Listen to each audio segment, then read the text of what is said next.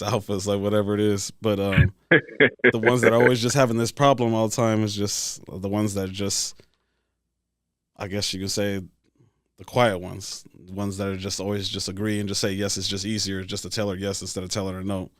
Like, any tips for the beta man to remind? It's, I mean, it's okay to be a beta, but how can he be the best beta that there is?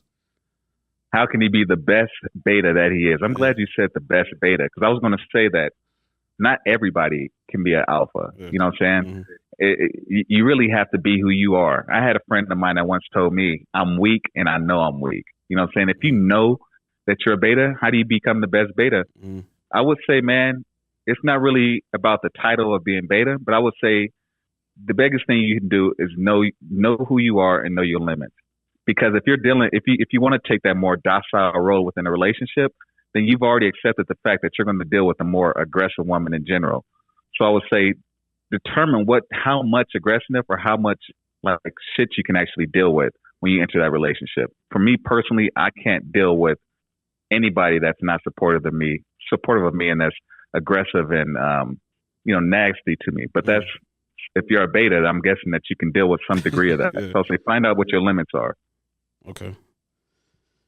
And like obviously we have our platforms, man. We're in this manosphere trying to help everybody as we can, no matter whether you're alpha or not. Just anybody just needs some type of search or just some type of finding themselves. And with our experience that we have, like, to be able to relate to people and be able to help people out. This manosphere, man, as this came over the year. I mean, I've had my podcast about 6 months now. Where are you seeing that the wrong message is being taught, and you got another side to where like these people are they have the right message and it's like on point? Like, can you break it down real quick on where you're seeing where the manosphere is going wrong and where it's going the right way? I feel like the foundation of it, all men, whether all of the men within the manosphere, they all have I want to say they all have good intentions because they all see what the problem is. It's just some men, when they see the problem, they complain about the problem, and some men, they see a solution around the problem.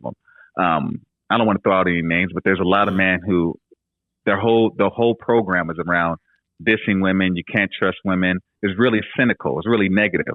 So I would say to men, be mindful of the energy of the person that's actually giving you the message, because you guys are young. A lot of people that's giving you advice on the internet, they're older. They have kids. They've been married. They've lived a life. They've had experience. That you, as a young man, you don't want to be afraid to have those types of experiences. Just because they're bitter and they messed up and they have a nasty attitude, you should learn from them how not to have that attitude.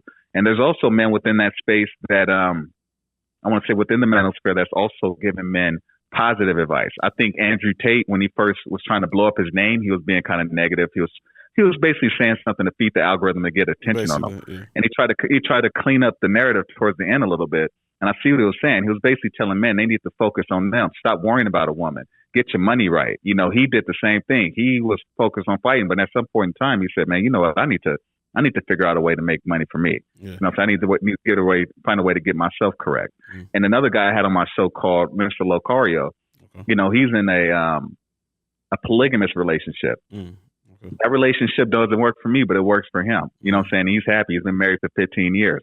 And one thing he says is the way you know you have a great woman is if she supports your program. So I think if you have a program for your life, you have something that you have a direction you definitely want to go.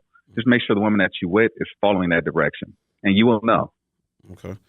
Real quick on that, supporting, like, it is what you do with your program. Like, say a man has a hot man. Say a man is trying to build his podcast and he's dealing with a woman. That, like, can you pretty much tell the subscribers, like, what's the difference between she's like just putting up with your time because you're putting in 3-4 hours in the studio, you edit it, and you're doing a lot of stuff. It's not, you're taking away time from her. She's not saying anything, and then another version of her, like, she's tolerating it, and then another one, she's like actually helping you with it, and she's adding value to it. I will say this, man.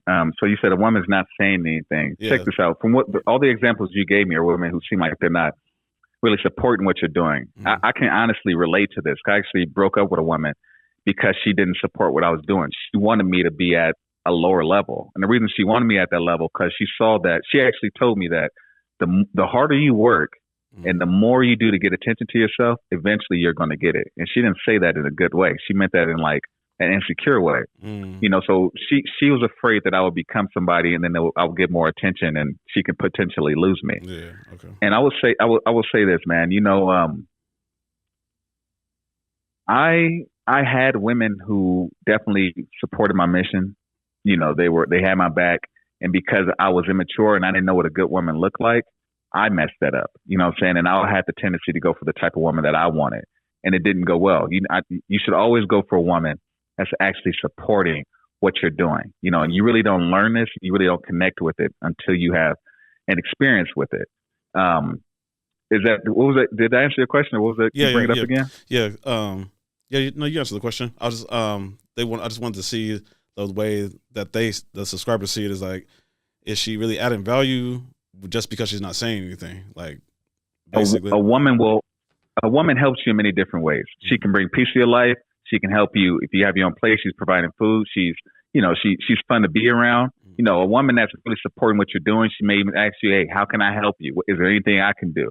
Can I create shorts for you?" You know, she'll try to help you. I've had women do that. This image you've seen in the background, this painting, I didn't put this together. It was a woman that did research and put this together. You know what I'm saying? The women, until you experience it, you really won't know it. But there's women around you that support you, that want to see you succeed, and there's women who just want to control you and, you know, bring you down. That's just the way it is. Yeah, I can see that.